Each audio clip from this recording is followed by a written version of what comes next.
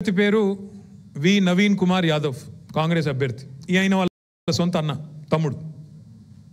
వెంకట్ ప్రవీణ్ కుమార్ యాదవ్ 3 ఓట్లున్నాయి ఆయనకు. అభ్యర్థి కాంగ్రెస్ అభ్యర్థి సొంత తమ్ముడు, ఎవరో కాదు. ఈయన పేరు వి ప్రవీణ్ కుమార్ యాదవ్, ఫాదర్ పేరు శ్రీశైలం యాదవ్ గారు.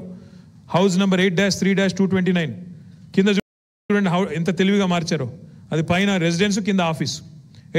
8-3-229/S/3/5. ఇంకో హైలైట్ ఏంటంటే 3వ ఓటు రాజేంద్ర నగర్లో ఉంది, 2 ఓట్లు జుబ్లీహిల్స్ ఉన్నాయి, 1 రాజేంద్ర నగర్లో ఉంది.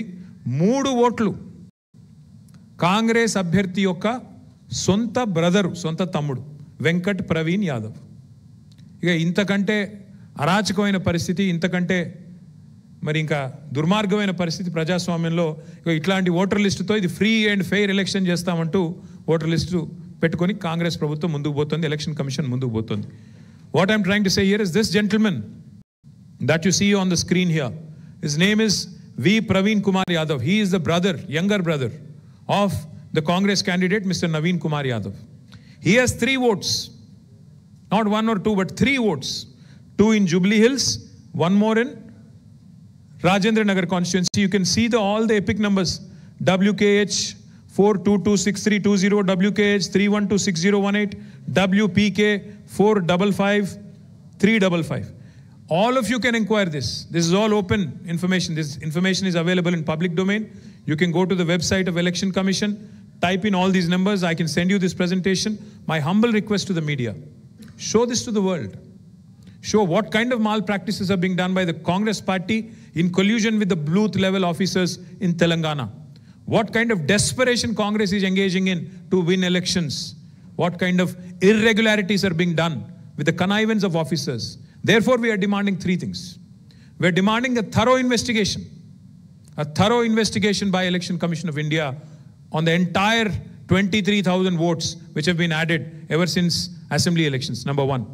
Number 2, we are demanding that all the illegal votes, all the duplicity that has come in by way of duplication, triplication, etc., please delete all those votes. If you want to conduct free and fair elections, please delete all those votes. Remove all those duplicate, triplicate votes, including the candidates' votes also, candidates' brothers' votes also. Number 3, we are demanding action against those officers that have indulged in these kind of electoral malpractices, indulged in this kind of ugly politics, with the collusion of Congress leaders. మేము demand చేసేది ఎన్నికల కమిషన్ని 3. 1, ఇంత స్పష్టంగా ఆధారాలతో సహా మీ మొహాన కొట్టి నిన్న మేము అడిగాం, యాక్షన్ తీసుకోండి అని అడిగి 24 గంటలైంది. ఇప్పటి వరకు ఉలుకు లేదు, పలుకు లేదు, స్పందన లేదు. ఒక్క కనీసం మాకు ప్రతిస్పందన కూడా ఇవ్వలేదు, ఏం చేస్తామో కూడా చెప్పలేదు. ఎలక్షన్లకు వైపు నామినేషన్లు స్టార్ట్ అయిపోయినాయి. 2వది, మేము అడుగుతున్నాం థరోగా ఇన్వెస్టిగేషన్ చేయండి అని అడిగాం, ఇప్పటిదాకా స్పందన లేదు. అట్లాగే మేము అడిగింది, ఎవరైతే అధికారులు కుమ్మక్కై ఈ రకమైన అరాచకాలకు తెరలేపారో వారిని శిక్షించండి అని అడిగాం. 3వది మేము అడిగింది, ఆ ఓట్లు, దొంగ ఓట్లన్నీ తీసేయండి, ఇది తప్పు. అభ్యర్థి సొంత తమ్ముడికే 3 ఓట్లు ఉంటే ఇదేమెన్నిక, ఇదెక్కడ ఎన్నిక అని చెప్పి అడుగుతున్నాము. న్యాయం కోసం డిమాండ్ చేస్తున్నాము.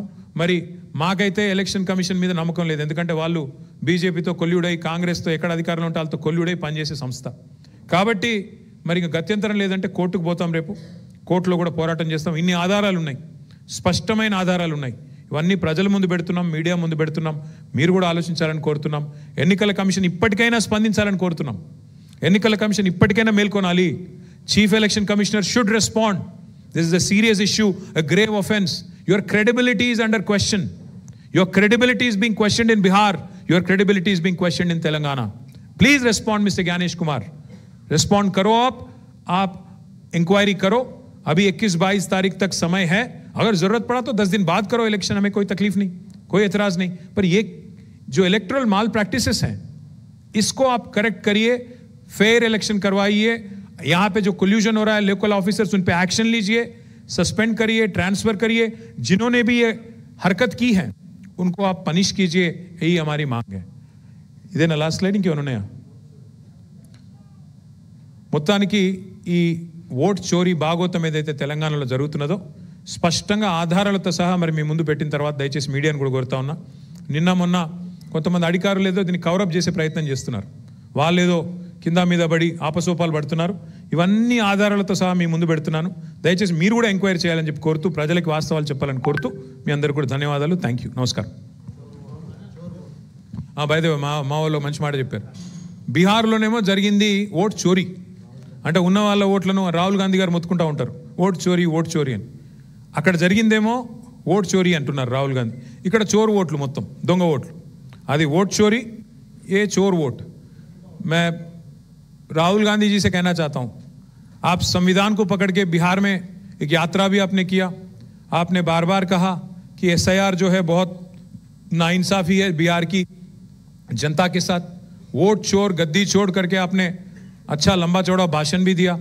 पर यहाँ पे तेलंगाना में आपकी सरकार जो है आज वही काम कर रही है. यहाँ पे तो चोर वोट डलवाने की कोशिश कर रही है. करीब करीब हमारे हिसाब से 23,000 वोट, और उनमें से ज़्यादातर फेक वोट ही हैं. कुछ होंगे, कुछ सही वोट भी होंगे. मैं ये नहीं कह रहा हूँ कि सारे के सारे गलत हैं. कुछ सही वोट भी शायद होंगे, पर ज़्यादा से ज़्यादा अगर आप देखेंगे, लगता है कि कांग्रेस वालों ने बूथ लेवल ऑफिसर से मिलके मिली जुली एक ये जो हरकत की है, इसको लेके ज़रूर शिक्षा मिलनी चाहिए.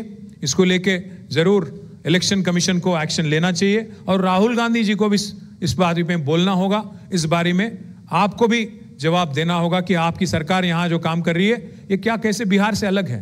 जो बीजेपी कर रही है वहाँ पे और आपकी गवर्नमेंट यहाँ पे कर रही है, क्या अलग है, कोसी आप दोनों में क्या फ़र्क है, ये आपको जनता को बताना होगा. Thank you.